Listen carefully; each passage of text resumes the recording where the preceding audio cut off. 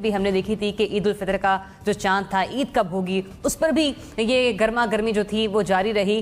कल वफाकी वज़ीर फवाद चौधरी साहब ने दावा किया कि चांद निकल आया है, लेकिन वो मौसम की खराबी के बायस नजर नहीं आया।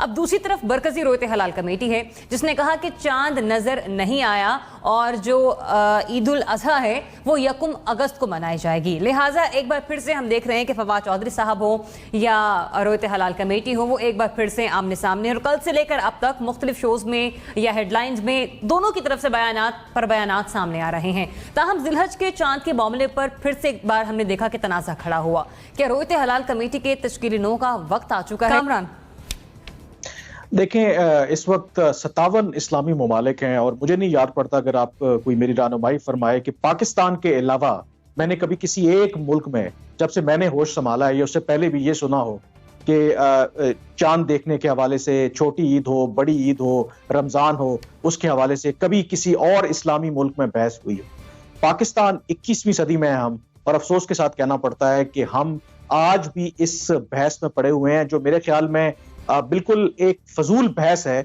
इन मामलात को तो बहुत अरसा पहले सेटल हो जाना चाहिए। तो आप बात कर रही हैं कि इसकी तश्कीलें 9 होनी चाहिए, मेरे ख्याल में तश्कीलें 9 से भी ज्यादा जो सबसे इंपॉर्टेंट चीज है कि हम एक दूसरे का मौक़िफ़ सुनने के लिए तैयार नहीं होते, अकोमोडेट नहीं कर पाते। मेरे ख्याल में वो फवाद चौधरी हों, मुफ्ती मुनीबुर रहमान हों, माशाल्लाह से सारे मुसलमान हैं, कम से कम मैं तो किसी दोनों की नीयत पे ये शक नहीं करता।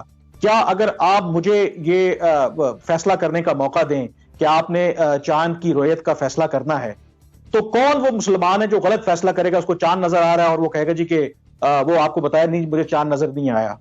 गलत फैसला क्यों करेगा? वो अपने लिए गुनाह क्यों इस तरह का कमाएगा? तो मेरे ख्याल में इसमें सबसे बड़ा जो प्रॉब्लम है वो हमारे अंदर बर्दाश्त नहीं है, दूसरे को सुनने की हिम्मत नहीं है, और ये जो फॉल्स ईगोज होते हैं ना, हमारी अना है, शायद उससे हम बाहर नहीं आना चाहते। मेरे ख्याल में आई होप कि ये हमारी आखिरी डिबेट हो, हम अगले साल दोबारा इस पे ना बहस करें और दुनिया के बहुत बड़े मसाइल। पिछले साल भी हमने इसी तरह से बहस। एनबीसी, क्या ओपिनियन है आपके इस मामले पर? हमने पहले भी डिस्कस किया था जब रमजान मुबारक में हम ईद उल फितर का चांद की रोयत के हवाले से बात कर रहे थे कि मामला एक बार फिर से ज़ेरे बहस है। ये तो पता नहीं कब से जिक्र हो रहा है, यूब खान के ज़माने से, जब मौलाना इंतशामुल हक थानवी साहब चेयरमैन थे रोयत हलाल कमेटी के, और पहली बार 2 ईदें हुई थी। खैर, रोयत हलाल कमेटी बहुत पुरानी हो गई है। मुनीबुर रहमान साहब बहुत अच्छे आदमी, बहुत नफीस आदमी है, कमज़ोर हो गए, थक गए, बहुत टेंशन ले लेते हैं और गुस्से में जल्दी ये बात जाते हैं वो। और फवाद चौधरी साहब लाइन से आगे बढ़ गए हैं। जो ये ख़त है, शरीयत का जो ख़त है, आज सुबह मैं मॉर्निंग शो में था तो फवाद चौधरी साहब भी थे, वो ये तस्लीम कर गए कि जो रोयत हलाल कमेटी ने कहा है ईद उसी रोज़ होगी और यौम अरफा भी उसी रोज़ होगा।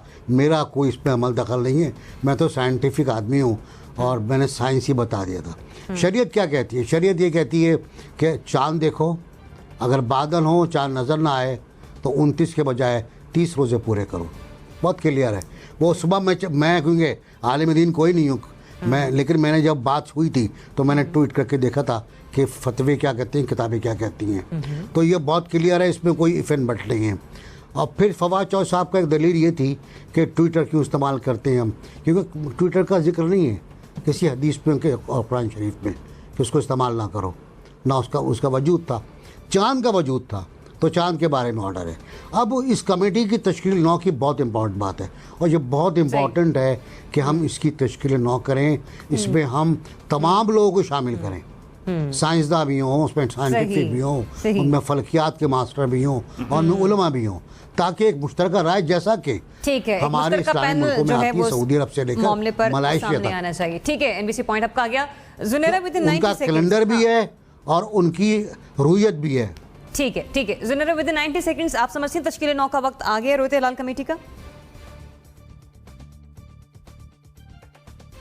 डेफिनेटली आ गया है। मुझे ये समझ नहीं आता कि इतनी रेजिस्टेंस क्यों होती है साइंस को अडेप्ट करते हुए, जबकि हमारा जो रिलीजन है वो इतना साइंटिफिक हर चीज़ को खुद एक्सप्लेन करता है जिसकी कोई हद नहीं। और वक्त के साथ साथ दुनिया मान रही है कि कुरान पाक में जो कुछ लिखा हुआ है उसको साइंस की अगर लेंस से देखें तो वो प्रूव हो रही हैं चीज़ें। अगर आप चाहते हैं कि आप उसी 1400 साल पहली वाले दौर में रहें तो फिर आप पैदल जाया करें हज करने के लिए। आप क्यों सहारा लेते हैं एरोप्लेन का, क्यों आप बहरी जहाज़ों का सहारा लेते हैं? सिमिलरली फिर आप टेलीस्कोप को क्यों यूज़ करते हैं? बात यह है कि पूरी दुनिया ने साइंस का भरपूर फ़ायदा उठा के ज़िंदगी आसान की है। क्रिश्चियन कैलेंडर में आपको पता होता है ईस्टर कब है, क्रिसमस कब है, बैंक हॉलीडेज़ कब है, सब कुछ प्लान्ड होता है जिससे चीज़ें बहुत आसान हो जाती हैं। ज्यूज़ का शब्त कब होता है, उनकी भी सारी चीज़ें डिफ़ाइंड हैं। हमारा भी ये चीज़ें अगर डिफ़ाइन हो जाती हैं साइंटिफिकली प्रूव हो के, तो इसमें कोई हर्ज नहीं है। ये जो हमारा है ना स्टेट विद इन स्टेट, कि हर एक ने अपनी रिट को अलग ज़रूर रखना है, ये कॉम्प्लेक्सेस की निशानी